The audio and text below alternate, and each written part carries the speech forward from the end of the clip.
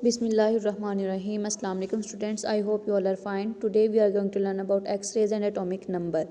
बेटा X-rays जो हैं वो are produced when rapidly moving electrons collide. अब X-rays कैसे प्रोड्यूस होती हैं? सबसे पहले तो आपको इस चीज़ के बारे में बताना है.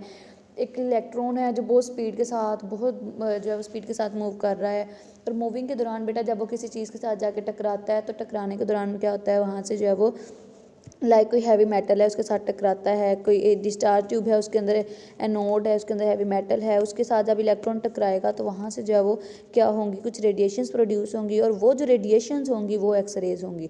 तो energy is release in the form of electromagnetic waves when the electrons are suddenly stopped.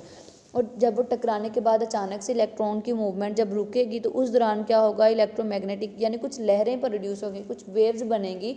वो वेव्स क्या होंगी, इलेक्ट्रोमैग्नेटिक इन नेचर होंगी. क्या बात बताई मैंने, डिस्चार्ज ट्यूब ली, उसके अंदर मेटल होती है, आपको पता है एनोड जो होता है, आपके पास एक एनोड है उसके अंदर मेटल भी है, ठीक है. और क्या हो रहा है जी, इलेक्ट्रॉन्स प्रोड्यूस हो रहे हैं. इलेक्ट्रॉन जब उस हैवी मेटल के साथ जाकर टकराते हैं तो टकराने के बाद रेडिएशंस खारिज होती हैं. वो जो रेडिएशंस होती हैं वो एक्स रेज होती हैं, ठीक है. इतनी बात ये होगी. फिर अब क्या है, टकराएगी किसी चीज़ के साथ तो वो उसकी मूवमेंट क्या हो जाएगी, स्लो हो जाएगी, और जैसे ही वो इलेक्ट्रॉन जो है वो स्टॉप करेगा, उसके वो रुकेगा, तो उससे क्या होगा बेटा कि उससे जो है वो वेव्स प्रोड्यूस होंगी, और वो जो वेव्स होंगी वो इलेक्ट्रोमैग्नेटिक इन नेचर होंगी. जो in the discharge tube the electrons produced by a heated tungsten filament, हमने जो फिलामेंट लेनी वो टंगस्टन लेनी है, are accelerated by high voltage. वो जो फिलामेंट है जो टंगस्टन की है वो हाई वोल्टेज के साथ साथ जो है वो हाई वोल्टेज प्रोवाइड करने पे वो मूव कर रही है, ठीक है. और वो उस मूवमेंट की वजह से ही क्या हो रहे हैं, टंगस्टन फिलामेंट से इलेक्ट्रॉन्स रिलीज हो रहे हैं. It gives them sufficient energy to bring about the emission of X rays. इससे क्या हो रहा है बेटा, वहाँ से एक्स रेज जो प्रोड्यूस करने के लिए या एक्स रोज के एमिशन के लिए उसको सफिशिएंट अमाउंट ऑफ एनर्जी मिल रही है. अब हम बेटा एक्सपेरिमेंट देख रहे हैं, हमने करना क्या है. हमारे पास जो फिलामेंट है वो टंगस्टन की है, और उस टंगस्टन की फिलामेंट से इलेक्ट्रॉन्स जो है वो रिलीज हो रहे हैं, और इलेक्ट्रॉन्स रिलीज हो रहे हैं, और जब उन इलेक्ट्रॉन्स के अंदर सफिशिएंट काफ़ी, क्योंकि उसको वोल्टेज के साथ जोड़ा हुआ है, सफिशिएंट अमाउंट ऑफ एनर्जी है, तो सफिशिएंट अमाउंट ऑफ एनर्जी तो है, लेकिन जैसे ही वो इलेक्ट्रॉन सामने किसी हैवी मेटल के साथ जाकर टकराते हैं, और वो जो सफिशिएंट अमाउंट ऑफ एनर्जी होती है वो एक्स रेज में कन्वर्ट हो जाती है. तो इस तरह से एक्स रेज की एमिशन हो जाती है, ठीक है. और X rays are emitted from the target in all the directions.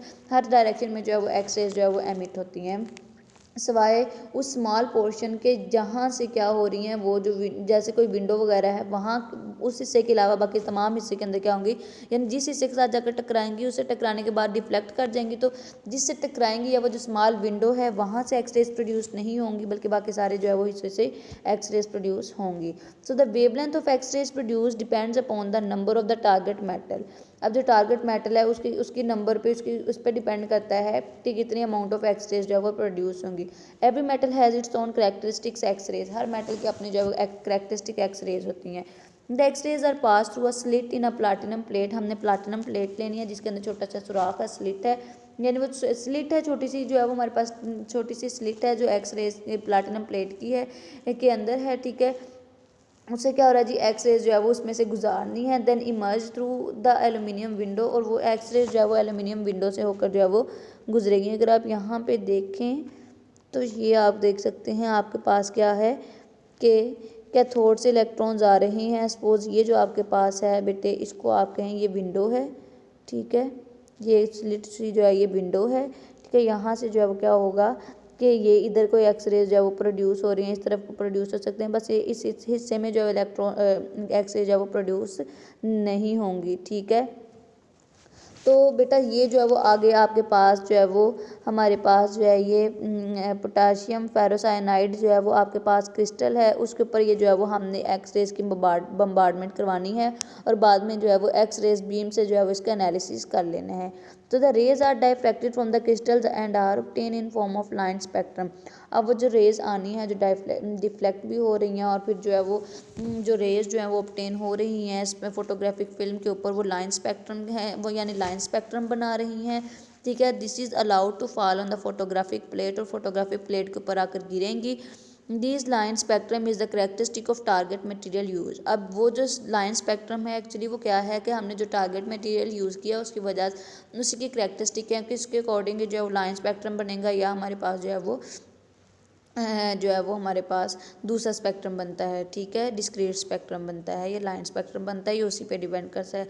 So this characteristic X-ray spectrum has discrete spectral lines, जिसकी एक स्पेसिफिक स्पेक्ट्रल लाइंस होंगी। These are grouped into K series, L series, M series, ठीक है। इसके अंदर ये के L M इन series के अंदर आ जाएंगे बेटा। के वही सब शेल के अकॉर्डिंग उनके नाम दिए होंगे, K shell series, L shell series, M shell series और and so on. So each series has various lines, so K alpha, K beta, L beta, M beta, इस तरह से ये जो है वो हमारे पास सीरीज़ के अंदर छोटी छोटी लाइंस वगैरह हो जाती हैं। बट एक systematic and comprehensive study of X rays was undertaken by Moseley in 1913 to 1914. His researches covered a range of wavelengths 0.04 to 8 angstrom. He employed 38 different elements from aluminium to gold as a target in X-ray tube. Mr. Moseley was able to draw the following important conclusions from a detailed analysis of the spectral lines which he obtained कि जो spectral lines हैं could be classified into two distinct groups, one of shorter wavelength, ठीक है, और second is the longer wavelength, ठीक है। जो shorter wavelength की होती हैं वो हमारे पास के सीरीज़ है और जो लॉन्गर वेवलेंथ की होंगी वो हमारे पास जो है वो एल सीरीज़ होंगी। इसी तरह से सेकंड पॉइंट है जी, if the target element is of higher atomic number the wavelength of X rays becomes shorter. अगर तो जो टारगेट एलिमेंट है उसका एटॉमिक नंबर बड़ा है, यानी हमारे पास वो एलिमेंट है, सपोज यूरेनियम है जिसका 92 है, वो होगा तो ऑब्वियसली उससे जो वेवलेंथ बनेगी वो शॉर्टर होगी। और लाइक अगर हम कोई एल्यूमिनियम ले लेते हैं, जो एल्यूमिनियम का 13 है, तो अगर हम वो लेंगे तो उससे वेवलेंथ क्या होगी, बड़ी बनेगी, ठीक है। तो ऐसा एलिमेंट जिसका एटॉमिक नंबर कम होगा उससे वेवलेंथ बड़ी बनेगी, और ऐसा एलिमेंट जिसका एटॉमिक नंबर ज़्यादा होगा उससे वेवलेंथ जो है वो बहुत छोटी बनेगी। थर्ड पॉइंट की तरफ जरा आ जाएं कि very simple relationship was found between the frequency of a particular line of X rays and the atomic number of the element emitting it. तो इसके दरमियान रिलेशनशिप आ जाता है कि under root v is equal to a into Z minus b. A और b हमारे पास बेटा कांस्टेंट करेक्टरिस्टिक्स हैं मेटल के अंडर कंसिडरेशन, जो भी हमने इनकी ली हुई हैं वो मेटल की करेक्टरिस्टिक्स हैं। यानी क्या है जी कि हमारे पास जो मोज़ले लॉ है उसमें ए जो है वो प्रोपोर्शनैलिटी कांस्टेंट है, बी जो है वो स्क्रीनिंग कांस्टेंट है मेटल का। So this law states that the frequency of spectral lines in X-ray spectrum was the square of atomic number of an element emitting it. So this law beta convinces that the atomic number and not the atomic mass, मतलब ये कहता है ये atomic number पे depend करता है, atomic mass elements के atomic mass पे ये जो है वो डिपेंड नहीं करता। तो एक्सरेज अगर हमने फाइंड आउट करना है तो उसके लिए हमने जो है वो एलिमेंट्स के atomic numbers को देखना है, atomic masses को जो है वो नहीं देखना, ठीक है। इसके अलावा बेटा ये डिटर्मिन करता है सर्टन करेक्टरिस्टिक लाइक वो फिजिकल और केमिकल करेक्टरिस्टिक्स होती हैं। और अगर वैल्यू अंडर रूट वी जो है वो वैल्यू के सीरीज़ के लिए ली जाए तो प्लॉटेड अगर हम करेंगे जी, यानी अगर हम जो है वो ग्राफ प्लॉट करने की कोशिश करें तो हमारा जो है वो के सीरीज़ के लिए जो है वो हमारे पास जो है वो ग्राफ अगर मैं यहाँ पे देखूँ अंडर रूट वी की वैल्यू के लिए तो क्या होगा हमारे पास कि ये अगर हम एक साइड पे अंडर रूट वी ले लेते हैं और दूसरी साइड पे जो है वो हम उसके एटॉमिक नंबर ले लेते हैं, तो हमारे दरमियान जो ग्राफ बनेगा वो बिल्कुल स्ट्रेट लाइन ग्राफ जो है वो बनेगा, ठीक है। स्ट्रेट लाइन जो है वो ग्राफ हमारे पास इस तरह से आ जाएगा, ठीक है। एक्सरेज के लिए हमारे पास ये स्ट्रेट लाइन ग्राफ आता है। सो इम्पोर्टेंस क्या है मोज़ले लॉ की, बेटा मोज़ले एक साइंटिस्ट था। Moseley arrange potassium and argon, nickel and cobalt in a proper way in Mendeleev's periodic table. Moseley ने ही पोटेशियम और आर्गोन की, निकल और कोबाल्ट की जो है वो मेंडलीव के पीरियोडिक टेबल के अंदर जो है वो अरेंजमेंट का बताया था।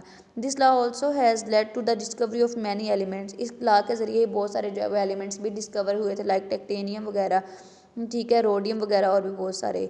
और इसके अलावा बेटा क्या है the atomic number of rare earth have been determined by this law. इसके अलावा जो रेयर अर्थ मेटल्स हैं उनके एटॉमिक नंबर भी जो है वो इसी एक्सरेज डायफ्रैक्शन टेक्निक, एक्सरेज की तकनीक को या मोज़ले के लॉ को जो है वो देखते हुए हमने क्या किया था कि इसके जो है वो बहुत सारे एलिमेंट्स के जो है वो रेयर अर्थ मेटल जो थी उनके एलिमेंट्स के एटॉमिक नंबर्स जो है वो डिस्कवर किए थे। सो बेटा this is about today, I hope you understand it well. Okay my dear students, अल्लाह हाफिज़।